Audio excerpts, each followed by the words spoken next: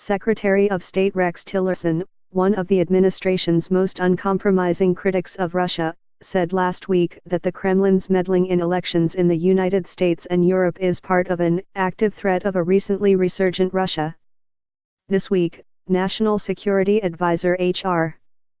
McMaster tore into Russia for pioneering new generation warfare involving campaigns of subversion and disinformation and propaganda to pit Americans against each other and destabilize democracies. The remarks by two key members of the Trump administration's national security team reflect a growing concern that Russia is expanding its influence around the world at a time when the Western pillars of Europe and the United States are focused on their own domestic problems.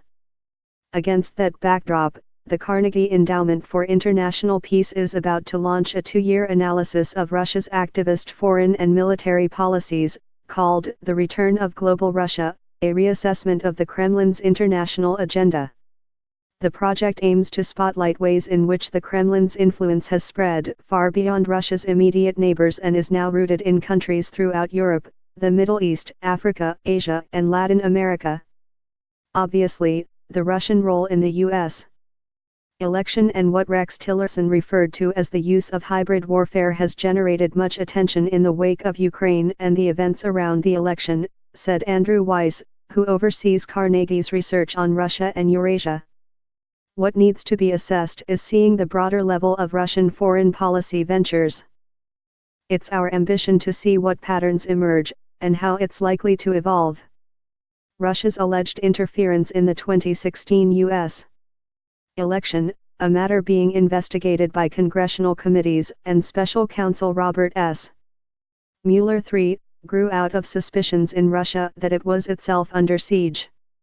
According to Weiss and Paul Stronsky, a fellow in Carnegie's Russian and Eurasia program, the Kremlin believed that mass protests in Moscow in 2012 were propelled by Western efforts to promote democracy in Russia, and ultimately to bring about regime change. 2 years later, Russia annexed Crimea and bolstered pro-Russian separatists in Ukraine. Weiss and Stronsky say Moscow is now trying to systematically undermine democracies such as the United States and alliances like the European Union and the North Atlantic Treaty Organization. It has set about making deals and offering financial aid to friendly governments and interfering in countries that it perceives as adversaries. Depending on the region, it can find markets for Russian military equipment, unchain Moscow from the isolation imposed by sanctions over its intervention in Ukraine, or simply be a thorn in the side of one of its chief adversaries, Washington. The Soviet Union fought the Cold War in Nicaragua. Now Putin's Russia is back. In the past year alone, Russia has provided debt relief and wheat to the embattled Maduro government in Venezuela and has built facilities in Nicaragua to train Central American forces to combat drug trafficking. In the Middle East, besides sending warplanes that helped the Syrian government beat back Islamic State militants and anti-government rebels, it has forged a partnership with a warlord in Libya and conducted joint military exercises with Egypt.